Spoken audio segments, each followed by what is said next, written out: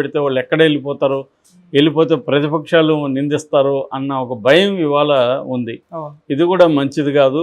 ఎందుకంటే పరిశ్రమ పెట్టడం అంటే దానికి సంబంధించిన లీగల్గా చట్టబద్ధంగా ఏవేవి చర్యలు తీసుకోవాలో అవన్నీ ఫాలో అవుతూ పెట్టాలి తప్ప పరిశ్రమ ఏదో మీ ఇష్టం వచ్చినట్టు పెట్టండి అనే విధంగా ఇప్పుడు వచ్చేసారు. వీళ్ళు వెళ్ళి అడుక్కుంటున్నారు, మా రాష్ట్రానికి రండి, మా రాష్ట్రానికి రండి. సో ఈ కాంటెక్స్లో వాళ్ళు కూడా వీళ్ళు ఇంత డెస్పరేట్గా ఉన్నారు కాబట్టి మన ఇష్టం వచ్చినట్టు ఉండొచ్చులే అన్న ధోరణి కనిపిస్తుంది. ట్రీట్మెంట్ తీసుకుంటున్నారు, ఇంకా కూడా శిథిలాల కింద ఉండే అవకాశం ఉంది. ఎందుకంటే దట్టమైన వర్షం పడుతుంది కాబట్టి సహాయ చర్యలు ముమ్మరంగా జరగడం కూడా లేదని చెప్తున్నారు. ఓవరాల్గా ఇప్పటి వరకు ఉన్న రిపోర్ట్ ప్రకారం ఏంటంటే ఈ రియాక్టర్లో మామూలుగా ప్రెజర్ గేజ్ చేసే ఇది ఉంటుంది. ఆ ప్రెజర్ ఉష్ణోగ్రత పెరిగి ప్రెజర్ ఎక్కువైనప్పుడు సెన్సార్ అలారం ఇచ్చేస్తుంది. కానీ ఇక్కడ అది జరగకపోవడం వల్ల రప్చర్ డిస్క్ అంటారు. ఆ రప్చర్ డిస్క్ అనేది పైకి వచ్చేసింది, దాంతో అది పేలింది అని చెప్తున్నారు. రెండోది రియాక్టర్ చాలా ఓల్డ్ది, దాని మీద ఎప్పటికప్పుడు తనిఖీలు జరగాలి. కానీ తనిఖీలు చేసేవాళ్ళు థర్డ్ పార్టీకి అప్పగించారు. థర్డ్ పార్టీ వాళ్ళు డబ్బులు తీసుకొని సరైన తనిఖీ చేయలేదని చెప్తున్నారు. మనకు యాక్చువల్గా విశాఖపట్నం ఏరియాలో ప్రధానంగా 2 రకాల ఈ పరిశ్రమలు అవి ఉంటాయి. ఒకటేమో పరవాడ జేఎన్ ఫార్మా అంటారు, ఫార్మా సిటీ. అందులో 90 రకాల పరిశ్రమలు ఉన్నాయి. ఇక్కడేమో ఈ అచ్యుతాపురం ఏపీ SEZలో 208 పరిశ్రమలు ఉన్నాయి. ఇందులో 130 పరిశ్రమల్ని రెడ్ కేటగిరీలో పెట్టారు. అంటే వాటి మీద అత్యంతమైన నిఘా ఉండాలి.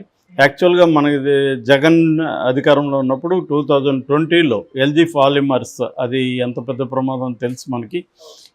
అందులో 12 మంది చనిపోయారు. 156 జీవో రిలీజ్ చేశారు. అప్పుడు రిలీజ్ చేసి అప్పుడు దాని మీద ఒక నిఘా వ్యవస్థని ఏర్పాటు చేసి థర్డ్ పార్టీకి అప్పగించారు. బట్ ఆ వ్యవస్థ సక్రమంగా పనిచేస్తుందా లేదనేది సరిగ్గా ప్లాన్ చేయలేదు అని చెప్తున్నారు. జగన్ ప్రభుత్వంలో అదే జరుగుతుంది, ఇప్పుడు చంద్రబాబు ప్రభుత్వంలో కూడా అదే జరుగుతుంది. పైన ఎవరున్నా కూడా కింది స్థాయిలో కరప్షన్ అనేది, అధికారుల స్థాయిలో కరప్షన్ వల్ల ఇవి జరుగుతున్నాయి. దీనికి ఒక పారదర్శకమైన ఒక ట్రాన్స్పరెంట్ సిస్టమ్ని ఎవాల్వ్ చేయడంలో ప్రభుత్వాలు ఫెయిల్ అవుతున్నాయి అనేది ప్రధానమైన విమర్శ. యాక్చువల్గా మనకి 97లో అతిపెద్ద ప్రమాదం జరిగింది అక్కడ. అప్పుడు 22 మంది చనిపోయారు 97 సెప్టెంబర్ 14న. ఆ తర్వాత అతిపెద్ద ప్రమాదంగా దీన్నే చెప్పుకోవచ్చు. అయితే చిన్న చిన్న ప్రమాదాలు అయితే జరుగుతున్నాయి. గత సంవత్సరం కూడా వసంత ఫార్మాలో జరిగింది, తర్వాత సాహితీ ఫార్మాలో 7 మంది చనిపోయారు. నిన్న కూడా ముత్తుకూరు దగ్గర ఫామ్ ఆయిల్ పరిశ్రమలో కూడా మంటలు వ్యాపించాయని చెప్తున్నారు. సో ఈ విశాఖ ఏరియాలో అయితే ఎక్కువ ప్రమాదాలు జరుగుతున్నాయి. దీనికి ప్రధాన కారణము ఏ ప్రభుత్వం ఉన్నా కూడా అక్కడ సరైన సేఫ్టీ ఆడిట్ అంటారు, సేఫ్టీ ఆడిట్ అనేది సరిగ్గా జరగట్లేదు. తనిఖీలు, సేఫ్టీ ఆడిట్లు అనేవి కానీ కరెక్ట్గా జరిగే విధంగా ప్రభుత్వాలు చూసుకోవాలి. జగన్ ప్రభుత్వం కూడా అది ఫెయిల్ అయిందని చెప్తున్నారు. దీన్ని ఇప్పుడేమో తెలుగుదేశం వాళ్ళు జగన్ అకౌంట్లు వేసేసి జగన్ వల్లే ఇది జరిగిందని చెప్తున్నారు. ప్రతి ప్రభుత్వం అంతకుముందు మరి జగన్ 2020లో జరిగినప్పుడు అంతకుముందు తెలుగుదేశం ప్రభుత్వం ఉంది కదా. సో కాబట్టి ఇక్కడ ఏంటంటే రాజకీయంగా ఎలా ఉన్నా ప్రభుత్వాలు ప్రజల లేకపోతే అక్కడ పనిచేసే కార్మికుల సేఫ్టీ అనేది చూసుకోవాలి.